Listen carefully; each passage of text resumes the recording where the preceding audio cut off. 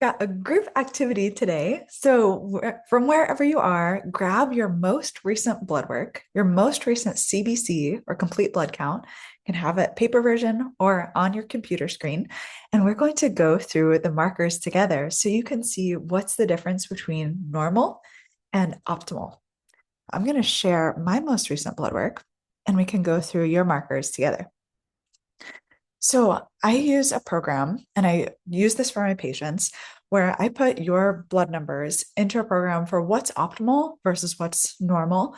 And it will show me in the more details of where does the body need support and where can it use a little bit of nudging.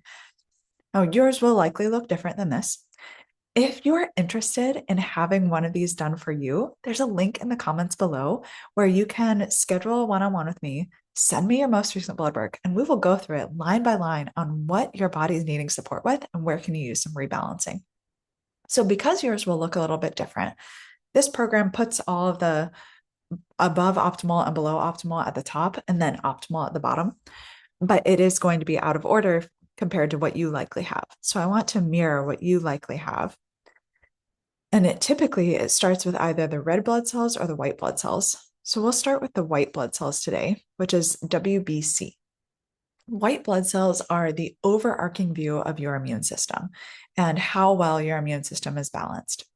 Now, optimally, we have about 5 to 8 count of this white blood cells. So white blood cells between 5 and 8.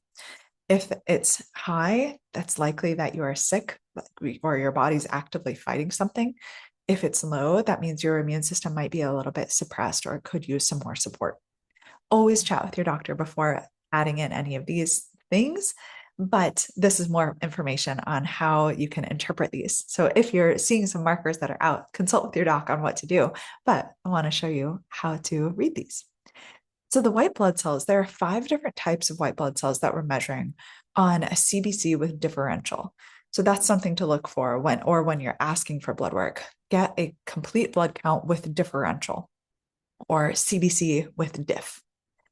The diff is showing the 5 different types of white blood cells. We've got neutrophils first, and there will be a 2-part way of seeing these. I will say neutrophils as a percentage and then neutrophils as a count. I ignore the count. There's not as much clinical significance as there is with the percentage, though it is important to see both. But for the purposes of today's video and today's education session, I want to show you the percentage. Neutrophils are the ones that we want be most of. These are the white blood cells that we want to be most robust. They fight off bacteria. We want about 50 to 80% of our white blood cells to be neutrophils. The second most common type is called lymphocytes. Now, lymphocytes fight off viruses. You can see here my percent is 39. Now, ideally, we want about 20 to 30% of our white blood cells to be lymphocytes. So if this is a little bit high, mine's 39, that means that my body was fighting off a bit of a virus when I went in for this blood draw. So when we're looking at these blood cells, think of them as a pie chart, as a piece of the pie. So if there's one that's too high, it's meaning that's pulling from something else, or if there's one that's too low, it means that things could be punting towards a different type of white blood cell. So the lymphocytes being too high, there means that my body's trying to fight off this virus, a virus piece. And we can see the rest of the story when we look at monocytes. Monocytes are the cleanup crew. These clean up old infections. So about 5 to 8% is considered normal.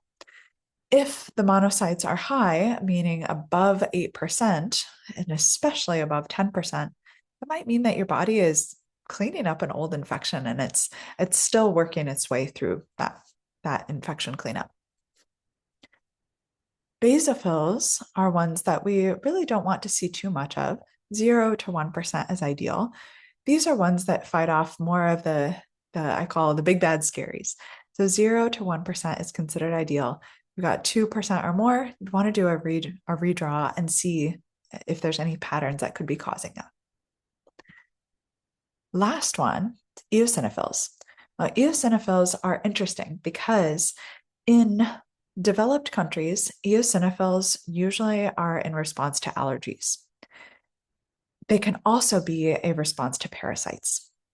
So, depending on where you're living, it can give information on, is this an allergy? Is this a parasite? 0 to 3% is considered optimal and normal. If you've got more than 3%, start to think allergies, parasites.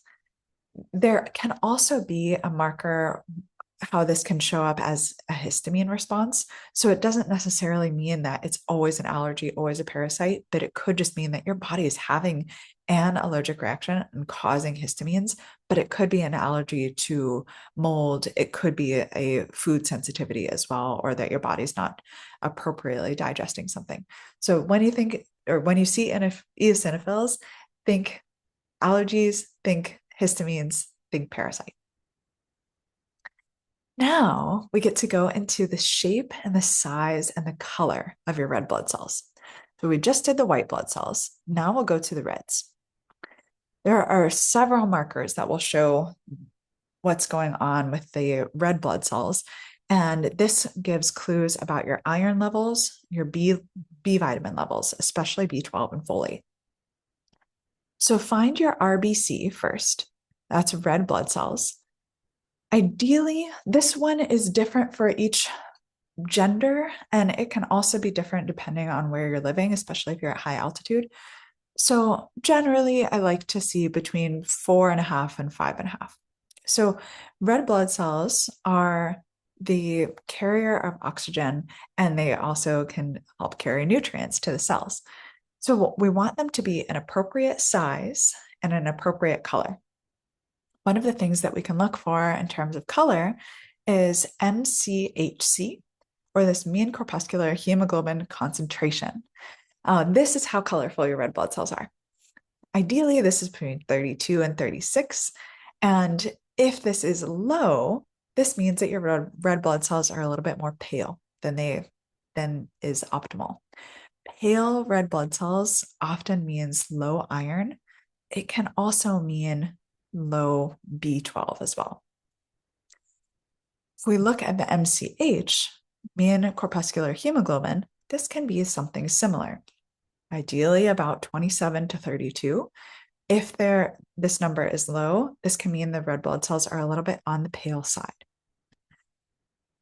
With paleness alone, we don't get all of the information we need, so we have to look at size. Then we see your MCV, your mean corpuscular volume. Now, this is how big your red blood cells are. Ideally, they're between 85 and 92 for most people. If your red blood cells are big, meaning the number is bigger than 92, this means that your red blood cells are bigger than optimal, which is a clue that your body's needing more B12.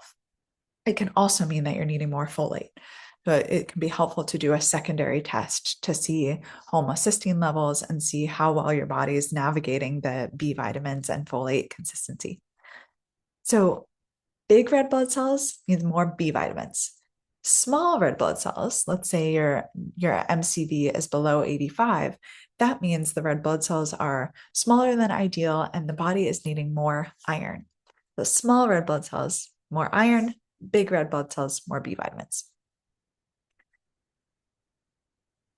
3 more things to look for here are hematocrit, hemoglobin, and RDW. Now, hematocrit shows the percentage of your blood that is made up of red blood cells. Now, ideally, we want about 38 to 40. This is different depending on gender. And when this is above optimal, that can be a sign of dehydration or that you have plenty of red blood cells and plenty of iron-rich nutrients carrying around. Now, we do want it to be not too high, but it can be a marker for if you're needing more hydration or if your iron levels are getting to be too high. Hemoglobin, on the other hand, is measuring how much oxygen-rich blood is being carried throughout the body. So this can show how much of the oxygen-carrying protein is in your red blood cells. So this number can be a good marker for anemia or if you're not having enough iron in your body, because the red blood cells directly carry oxygen and iron around to the cells. Now, RDW is red cell distribution width, and this number can be a signal for how much new red blood cells your body is making. So when this number is below optimal, like we're seeing here for mine, that means that the body is sending a signal saying, hey, pump the brakes. We don't need any more red blood cells, which makes sense why this would be giving this signal, because my hematocrit was a little bit high. So that means there was plenty of red blood cells going around in the whole blood volume. And so body sends signal, says, hey, pump the brakes. We don't need any more red blood cell making. Now, the opposite can happen. If your RDW is high, that is giving the signal to say, hey, speed up production. We need more red blood cells. So this can be really interesting to see how the body is communicating through these markers, and it can tell a story. It can be a really good sign as to when the body is giving signals to make more or make less when the communication is appropriate. So, if you are interested in looking at your blood work more deeply, if you'd like some fresh blood work and going through it line by line, we would love to help. There is a link in the comments below. Snatch your complete wellness evaluation. We can send you fresh blood work, or you can send us blood work that you've had done. And we'll go through line by line of where your body's needing extra support, where it needs some nudges, and where things look optimal.